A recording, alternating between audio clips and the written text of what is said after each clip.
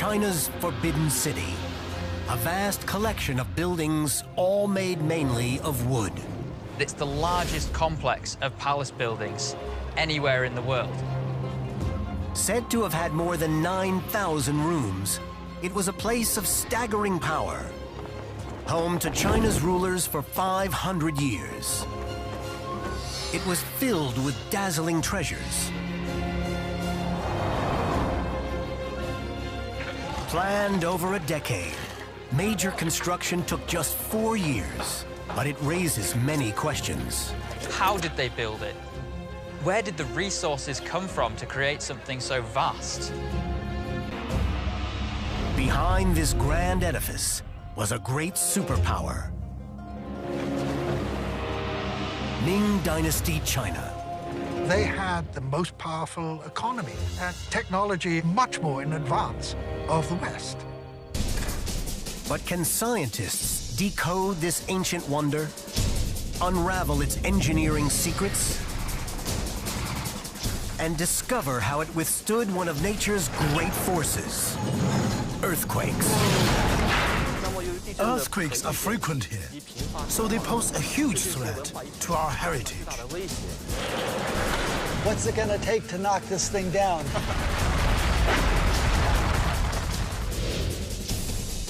Closed to the world for centuries. Now open to reveal the secrets of the Forbidden City. Right now on Nova.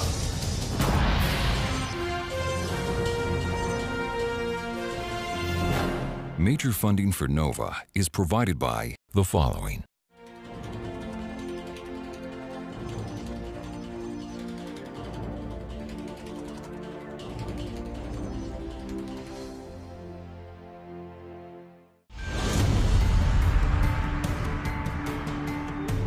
The Forbidden City in the heart of Beijing.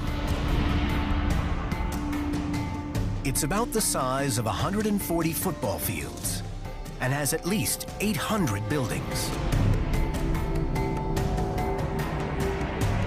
Completed in the year 1420, it was a pleasure palace, an impregnable fortress, and a technological marvel. With the top craftsmen, top carpenters, and top materials, so it's the best example of the technology at that time. A seat of immense power and mystery. Economically important, politically important, and militarily important. The most important site in the whole of Asia for the last 500 years.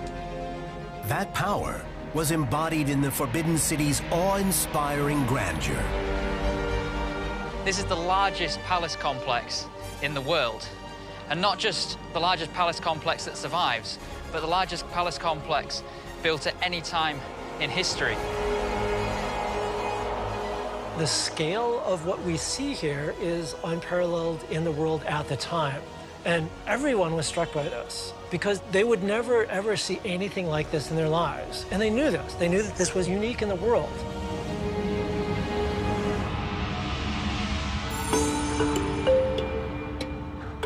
Built primarily of wood, the complex follows a clearly laid out plan, aligned on a north-south axis. It was home to vast halls, the private quarters of the imperial family, temples reflecting the many forms of worship observed there, including Buddhism, Taoism, and Confucian philosophy. And it was built at an incredible pace. Major construction of the original Forbidden City buildings took just 4 years. In comparison, the great cathedrals of Europe took decades, even centuries, to complete. There are two pressing questions at the heart of the Forbidden City. How was it built on such a massive scale so quickly? And how has it survived the powerful earthquakes that have repeatedly struck the region over the centuries? China's extensive imperial documents go back thousands of years. Recording everything from battles to earthquakes, they enable researchers to build up a detailed picture of China's seismic history. This is the earthquake fault map of northern China, and Beijing is located here, right by this fault. All the red stars are earthquakes that occurred in the past 3,000 years or so, recorded in the historical books. So since the construction of the Forbidden City, we can see 4 large earthquakes. They really jump around from fault to fault. In 1976, a massive earthquake shook Beijing. At magnitude 7.8, it was centered in Tangshan City, around 90 miles east of the capital. In just 15 seconds, it killed at least 250,000 people. The highest death toll of any earthquake in the 20th century.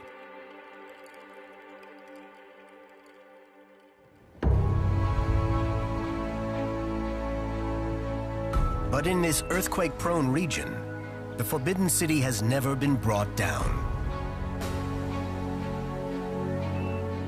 What is the secret of its resilience? No Ming Dynasty plans for the original great structure have survived. But builders and engineers have gained a wealth of knowledge as they have restored this aging complex. All of the main buildings have a supporting wooden structural frame at their heart, with walls made of brick and great tiled roofs. But why and how was the Forbidden City built? It was the idea of one man, a military commander, emperor, and visionary, known as Yongle. Without the Yongle Emperor, you simply would not have had a Forbidden City that we see today. Chinese history would have taken a completely different path, and China would not have a civilization that lasted down to the present day. Ruling from 1402 to 1424, he was the 3rd emperor of the Ming Dynasty.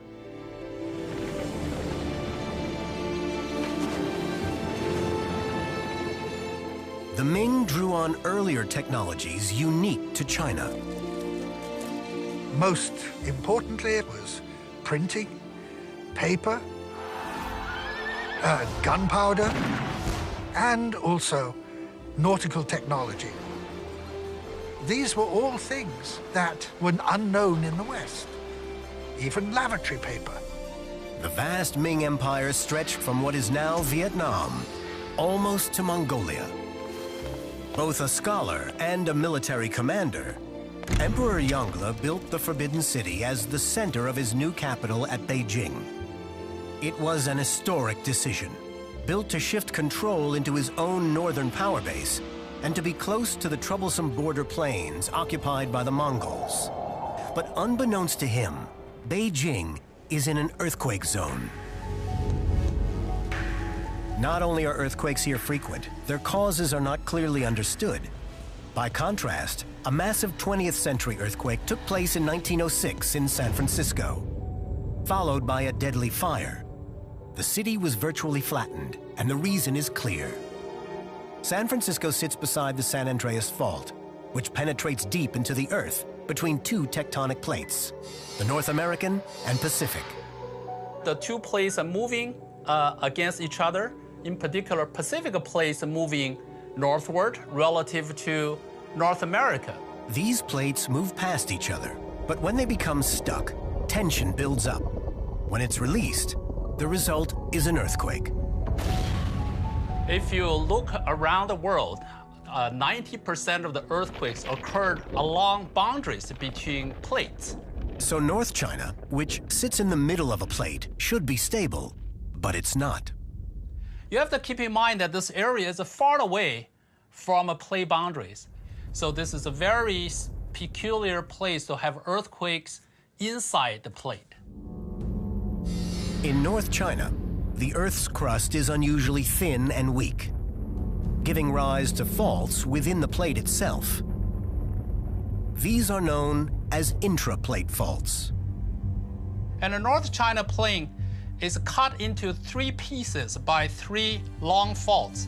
So sometimes the energy is released on this fault, sometimes on that one, sometimes on this one.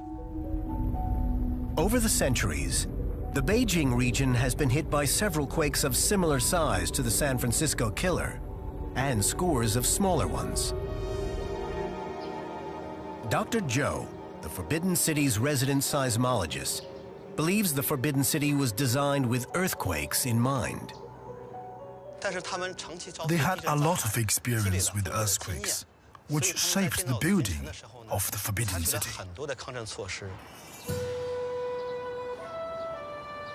In the centuries before the Forbidden City was built, the Chinese had learned to create resilient structures using wood.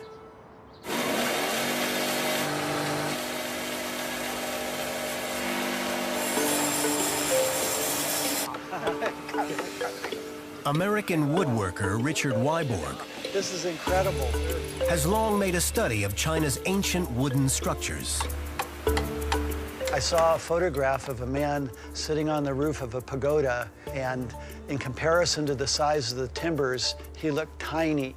And just the massive quality of the wood, the intricacy, the number of pieces connected together, a light went on and I said, I've got to find out more about this. A resident of San Francisco, Richard wants to understand how the buildings of the Forbidden City have withstood earthquakes. Today, he's visiting Tai Miao Temple, the temple of ancestral worship, built by Emperor Yongle in 1420. This huge hall was where sacrifices were made to honor the emperor's ancestors, in the hope of bringing good fortune.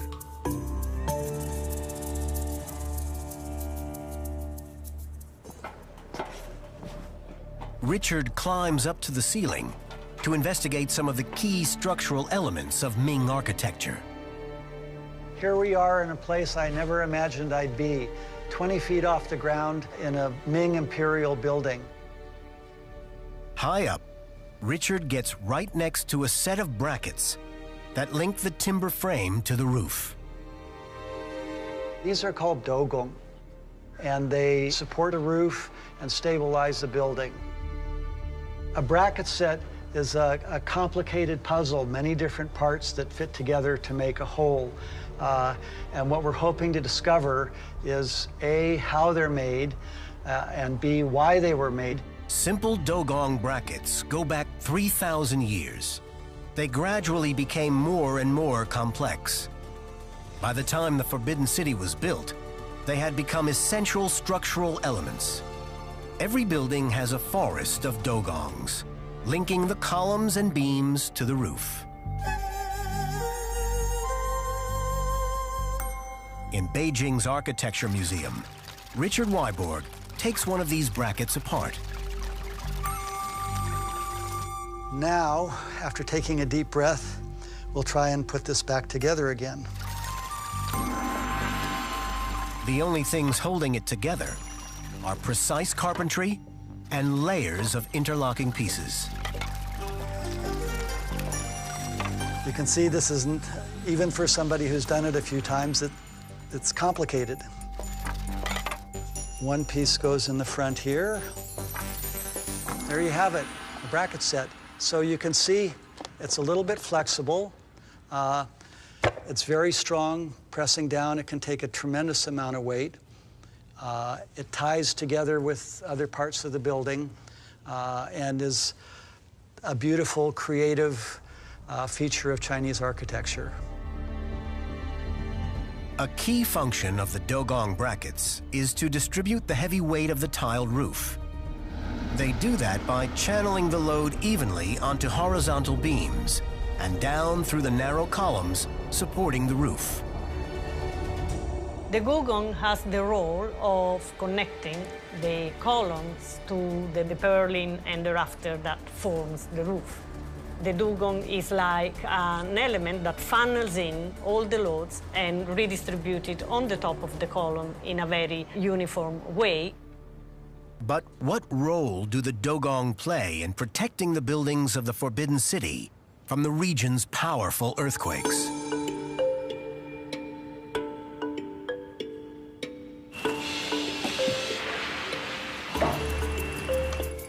A unique scale model of a classic Forbidden City structure, 1/5 the original size, will reveal the answer when tested under simulated earthquake conditions.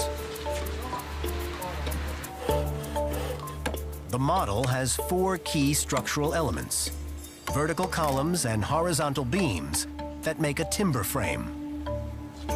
So we're seeing a column and a horizontal beam go together. Well done. This frame holds the dugong that will support the large tiled roof. This is the base block of a bracket set. And like the brackets in the Forbidden City itself, this set is assembled without any fasteners. There are no nails, screws, or glue. It's sort of like a wooden puzzle. It's so fabulously complex. This is a wonderful combination of form and function. You know, very artistic, very imaginative, and very strong. It's a very sophisticated piece of woodworking, and we're going to see what will happen to it when we subject it to the extreme forces of the earthquake test. This model is patterned on a building in the private area of the Forbidden City, the Palace of Longevity and Health. It's a typical Forbidden City structure. What you immediately notice is this huge golden roof that curves outwards away from the building in a way that you just don't see in European architecture. Looking up here, what we have is these elegantly coloured crossbeams decorated with imperial dragons and phoenixes. And they're there to support these huge red columns that bear the structural load of that massive roof. But if you look up here, in between the crossbeams and the roof, underneath that mesh, there's these flower-shaped dugong. Together, these 4 structural components, columns, beams, dugongs, and roof, somehow protect these buildings from earthquakes. But how do they work together? To find the answer, the scale model is reassembled in a seismic lab, ready for a series of shake table tests that will subject it to dozens of simulated earthquakes. These will push the columns, beams, brackets, and roof to their limits. Wow, the roof is so big. It's amazing. Yes, it is. This is a very authentic, traditional timber frame building. The model has traditional Ming-style brick walls, 2 layers of brickwork with rubble between. Yes, we are ready to start. Okay, let's go. Altogether, it weighs over 3 tons and could endanger anyone standing nearby. So a safe zone is created around the shake table in all directions. Test 1, start. As the test begins, the shake table moves horizontally, replicating the energy and impact of an earthquake. Gradually, the acceleration increases. Finally, 3 tons of Ming-style architecture starts to move. The engineers have never tested a model like this before. No one knows how long it will last. An earthquake's size is defined by its magnitude, the amount of energy released. Magnitude 4 is generally considered a weak earthquake that most modern structures can survive. But what about the model, based on an ancient design? The magnitude rises gradually. The model survives a 4, and then a 4.5. The sound was like the creaking of a ship, the wood compressing, twisting, groaning, but no obvious damage. Next is magnitude 5, a massive increase with over 30 times the energy of a 4. The movement piles pressure onto all the structural components. As the magnitude progresses beyond 5, the sideways movement proves too much for one of the brick walls.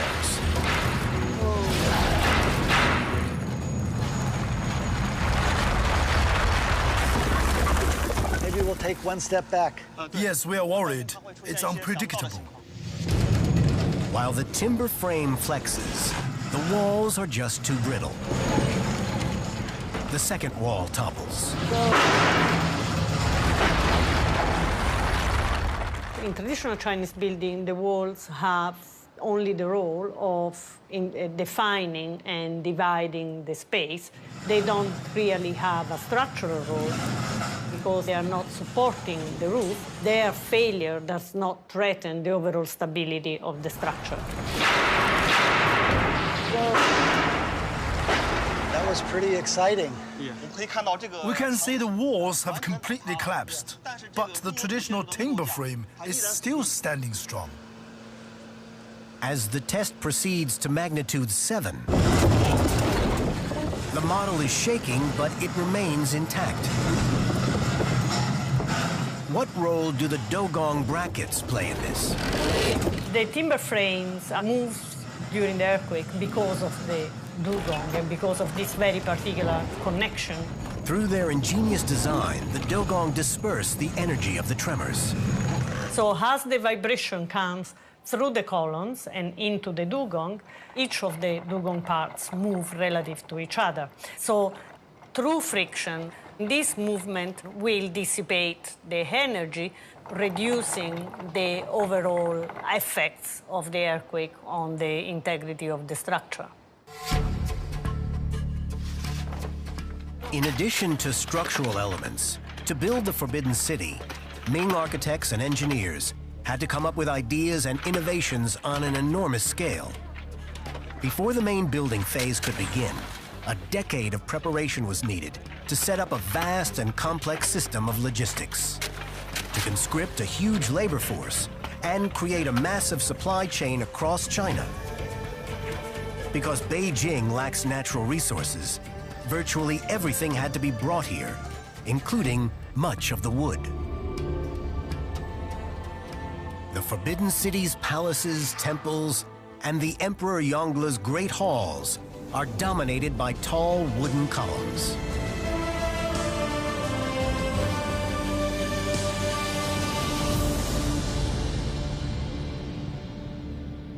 In the ancestral hall at Tai Miao Temple, 42-foot-tall columns sparkle as if speckled with gold. Look at this magnificent column, so round and so smooth. Imagine how big the tree was that this came from. In fact, we have 68 columns in total for this hall, and they're supporting the structure. And they look beautiful as well. This is a single log of a Nanmu tree.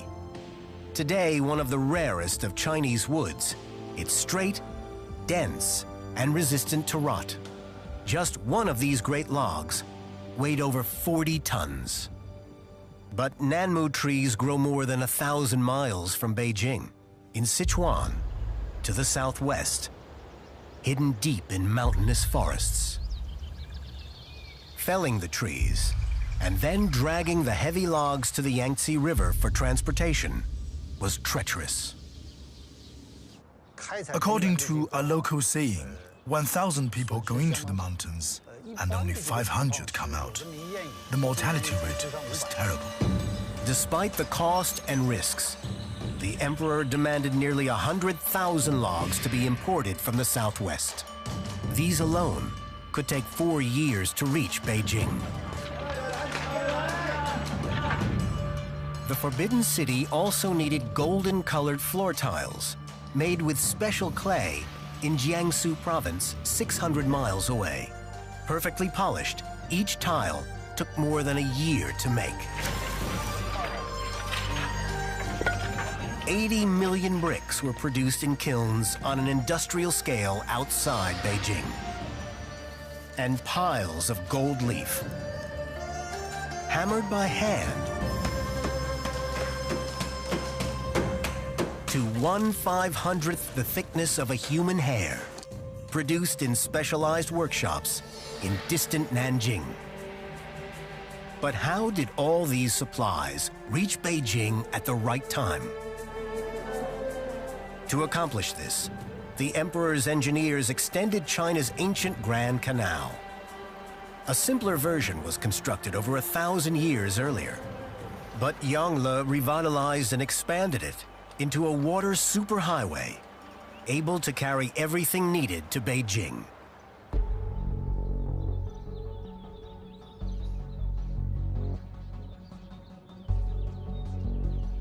The Grand Canal is both longer and older than the Panama Canal and the Suez Canal. They really solved a very large problem of canal engineering at the time. The Grand Canal ran over 1,000 miles from commercial Hangzhou, across the Yangtze and Yellow Rivers, before reaching Beijing. This is the main channel of the Grand Canal. To the south is Hangzhou, to the north is Beijing. Today, this section is mostly dry, but it's still possible to see the remains of the Ming's water engineering. This is what it would have looked like 600 years ago. It would have been full of barges carrying workers, soldiers, materials, and grain supplies north to feed the huge Beijing building site. But before this could happen, the Ming faced an enormous engineering challenge. Standing in the way of the canal was a series of hills. The high point of the canal was at Nanwang, 300 miles south of Beijing. This point here is approximately the watershed between the north and south section of the Grand Canal. So if we were to drop water here, water on this side of the line would flow north, water on this side of the line would flow south. To get the canal traffic over the high ground at Nanwang meant that millions of gallons of water had to be diverted from nearby rivers. Here we are at the center of the Nanwang Water Diversion Project as part of the Grand Canal system. This Ming Dynasty map shows how rivers were dammed to feed water into huge locks at Nanwang. These large enclosures could be flooded and drained to raise and lower barges, allowing them to get over the high ground. To fill the locks and raise the barges, water had to be diverted from the Wen River and stored in 3 huge man-made lakes. Barges traveling up the canal to Nanwang entered a series of locks over 3 miles long. The river water poured in to raise the barges so they could proceed, step by step, over the high ground toward Beijing. As a modern-day engineer, I think the main reason why this is so impressive is partly because of the size, but also because of the complexity, trying to manage the water over such a large area. That's a huge achievement, even in modern-day engineering terms. And for just this section of the canal, there was 300,000 laborers conscripted, working for a period of 200 days constantly. And they created this with only the most rudimentary hand tools. But how could the Ming afford this? The cost was borne by the emperor's subjects in money, materials, and lives. Tens of thousands of people starved to death. He worked convicts, he worked the military, he worked ordinary peasants. He squeezed as much as he could out of the taxes in order to build the capital. The result was an engineering masterpiece. Much of the Grand Canal is still in use today. This massive infrastructure project changed China forever. Just as building the Forbidden City altered the landscape of Beijing itself. This hill gives us an amazing aerial view of the Forbidden City. What's more incredible is that prior to the construction, this hill didn't even exist. It was actually built using the earth excavated from the moat.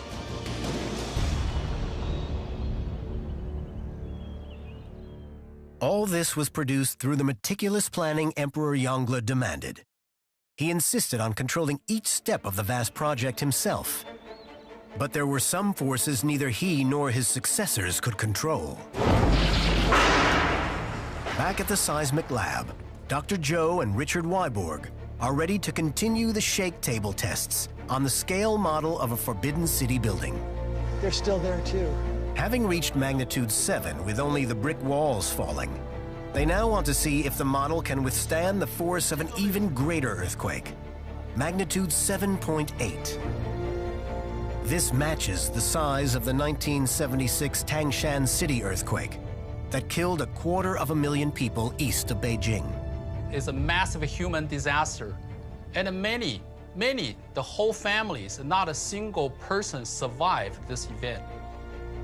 In just 15 seconds, 85% of the structures in the city were destroyed. The Tangshan area has this traditional stone type of buildings. So basically all the walls, all the houses, they were all constructed by very heavy rocks, good for insulating heat and cold, but they're not very good at resisting earthquakes. If the heavy stone buildings of Tangshan failed to resist a magnitude 7.8 earthquake, how will the wooden model perform under a similar assault? Get ready to jump. Whoa! It scared me, I'll tell you. Will the columns and beams, the dogong brackets, and the heavy tile roof stand up to such powerful shaking? Amazingly, even after a period of 30 seconds, longer than many real-life earthquakes, they do.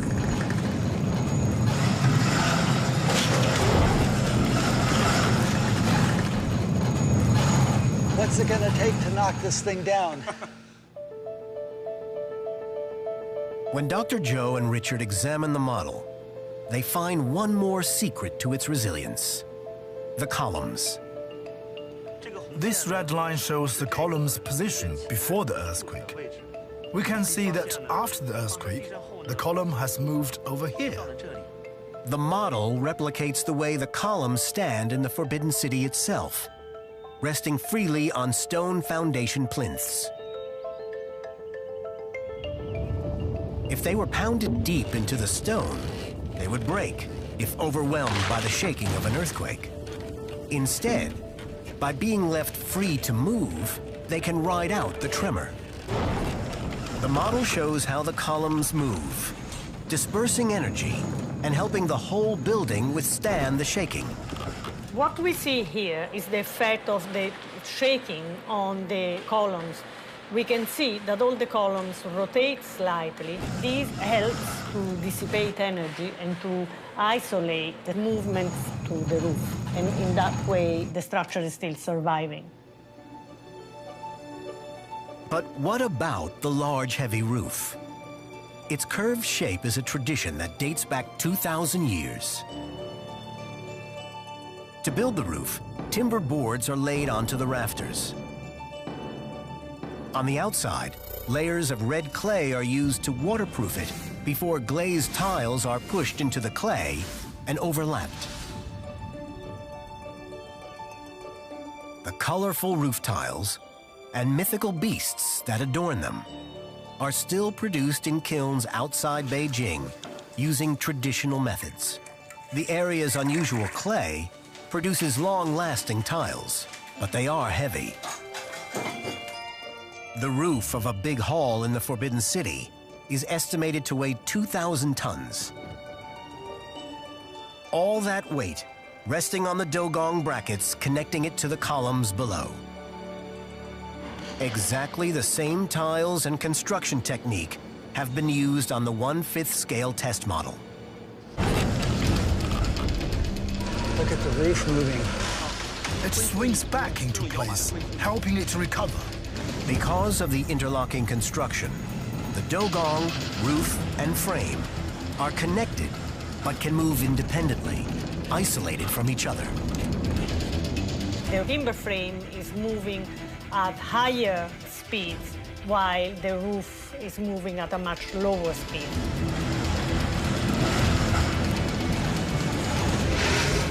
Slow motion reveals how the movement of the roof lags behind the timber frame. And while the bottom of the structure shifts in one direction, the roof moves the opposite way, countering the effect of the shaking. There is almost like a recentering action here, because as the timber frame tends to move out in one direction and the roof is still moving in the opposite direction, it pulls it back towards resting position. The roof acts as a counterweight, balancing the structure and saving the building from collapse.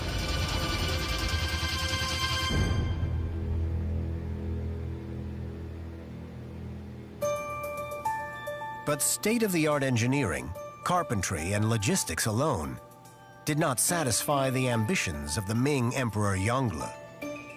He also demanded artistry. The centerpiece of the Hall of Preserving Harmony is a magnificent grand staircase. It's the largest stone sculpture in the Forbidden City, showing dragons playing in the clouds. Hand-carved from a single vast block of marble, more than 50 feet long, it weighs over 300 tons, more than 2 jet airliners. This marble came from quarries 40 miles from Beijing, but getting the raw stone from the quarry to the Forbidden City was a major challenge. After the stones were quarried, they were too large for human labor to move. So, what did they do? Beijing's climate is harsh, and in the winter, the area freezes over. Ming records describe an ice road shaped by engineers to cross any obstacle. But how did the Ming move the massive marble blocks along the ice roads? Rob Dwyer-Joyce is an engineer who researches friction. He has designed an experiment to answer this question. What we have is a wooden sled, and we've loaded it with stone weighing about a ton, 1,000 kilograms or 2,200 pounds. And we're going to do an experiment to try to pull this along by hand on the ice. This is going to be quite difficult because it's... No, we can't get shifted. As they struggle, a whole ice hockey team comes to the rescue.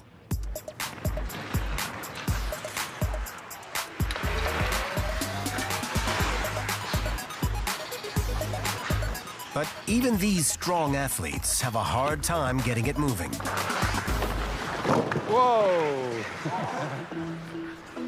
So how much force does it take to get a 1-ton sled moving across the ice? So now we put a load cell in front of the sled, and we're going to measure the force on this load cell as the guys start pulling. And now let's have some more skaters. Again.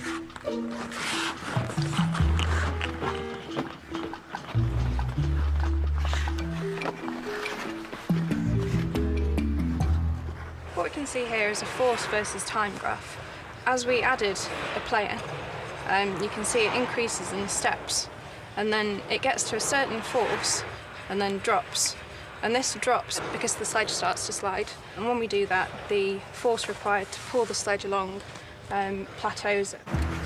It takes a team of players to get the sled moving, but only one to keep it moving. So the challenge is to get it started. We know from historical sources that the Chinese had water supplies along the route that they were moving the stones, and it's not quite clear what they used that water for. Ancient documents describe wells dug at 550-yard intervals along the ice road. Rob has a theory that the wells provided water to help get the huge marble blocks moving along the road. I'm going to put some water down there, see how many we need when we've slightly wetted the ice. Go on, pull guys. The water acts as a lubricant between the ice and the sled, making it easier to get it to start. And once it's moving, continuing pressure melts the ice, keeping the sled going. The Chinese moved these large lumps of stone scale than what we've done today. I rather admire them for having done that several hundred years ago to realise that once the sled was moving, it generated friction, but they probably needed water to form that film between the sled and the ice to get started in the first place.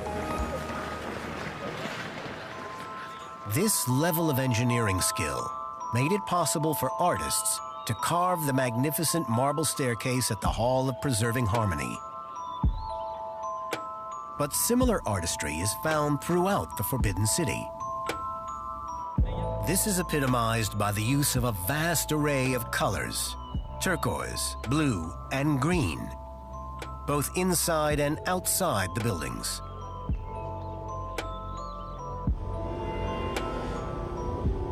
New discoveries about the Forbidden City's paint are now coming to light. The Hall of Mental Cultivation was built in a quiet, private area of the Forbidden City, which is being restored. Dr. Lei and his team are working to identify the precise pigments used in the paints. The paint is falling off. So first of all, we need to find out what type of paint it is. The scanner emits X-rays, which are reflected back in a unique frequency for each element in the pigment. Back in his lab, Dr. Lei uses both the scan data and a microscopic examination of paint fragments to identify the precise pigments used.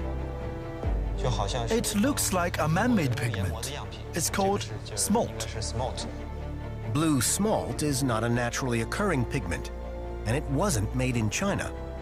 It's a synthetic color, made by adding cobalt oxide to molten glass. It was made in Europe after China's Ming period, so these layers of paint were likely applied during a later restoration, and may be evidence of international trade and exchange. It also suggests that no expense was spared to decorate the Forbidden City with the world's finest materials. Today, the Forbidden City is a World Heritage Site that attracts 16 million visitors a year. But 600 years ago, these halls and courtyards were reserved for the elite. The name itself, the Forbidden City, indicates that ordinary people were not welcome here. It took over 1 million laborers to build the expansive complex. In December 1420, it was complete. Diplomats and dignitaries arrived from across Asia for its grand opening ceremony. Visiting ambassadors describe how elephants flanked the main gate. 100,000 people from the Ming Empire and beyond filled the Great Square. They've never seen this level of craftsmanship. They've never seen the scale of Beijing or the Forbidden City. They're overwhelmed by just the physical space. And of course, that is the intention of building the Forbidden City. It's this statement of political power, the power of the dynasty, but also the power of the emperor, the man who sits on the throne. And for most people at the time, they were persuaded. Yeah, that's right. This is the most powerful man in the world. The emperor's day typically began at the Palace of Heavenly Purity.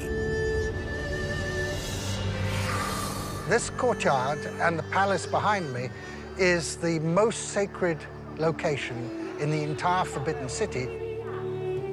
This was Yanglu's residence. And every morning he would rise at about 4 o'clock, and he would come down this central pathway. Only he could pass along the central line for the dawn audience. At daybreak, hundreds of officials would gather in silence to kowtow before His Majesty.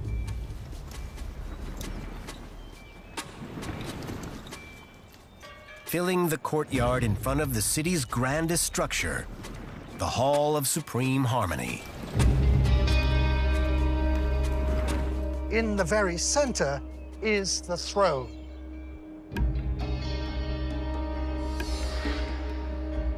And above, you have the symbol of the heavens. And the throne is directly underneath the heaven. Why? Because the emperor is the son of heaven. China's traditional belief system demanded that the emperor constantly prove he had the mandate of heaven. And he had to demonstrate as well that he was worthy to rule by maintaining a careful balance between the earthly and cosmic orders. But that harmony could be disrupted by nature. Fire, caused by accidents or lightning strikes, was a constant threat to these mainly wooden structures. The Hall of Supreme Harmony itself burned down many times. But another great fear was earthquakes. On the morning of September 2nd, 1679, Beijing was struck by disaster. The city was hit by one of the biggest earthquakes in its entire history.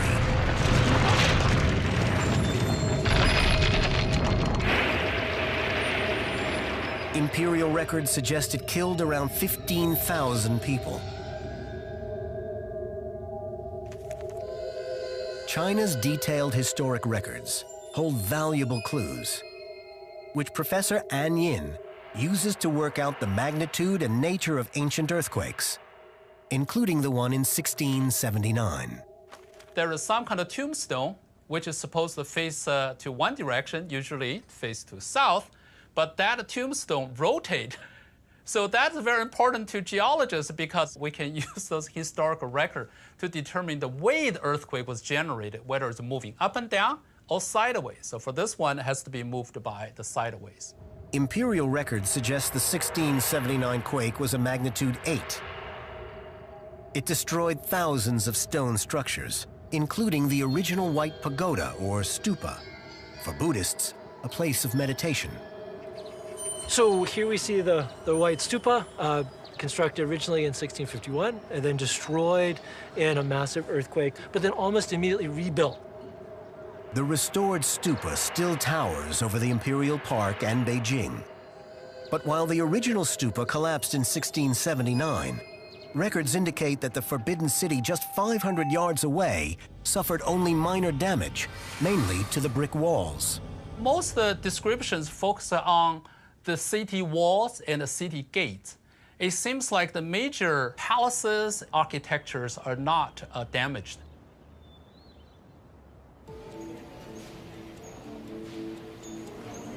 But can the model, in its final seismic test, withstand a force even greater than the 1679 earthquake?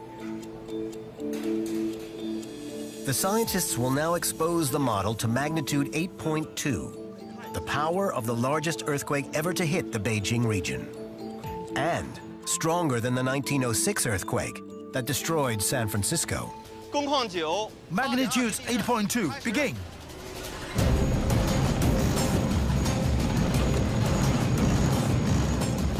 Now the quake is getting stronger. The frame is shaking badly. Pretty darn strong.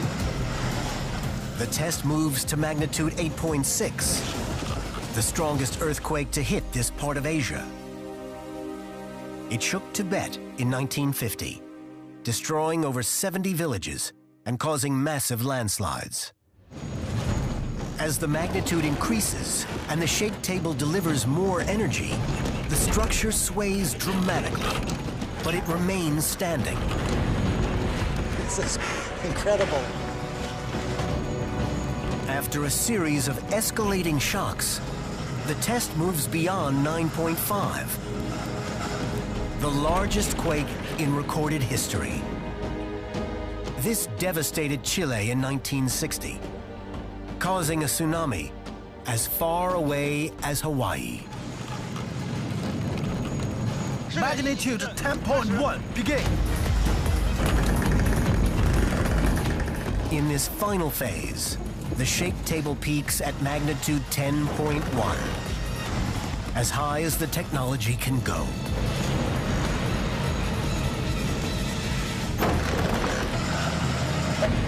The test must come to an end. Test finished.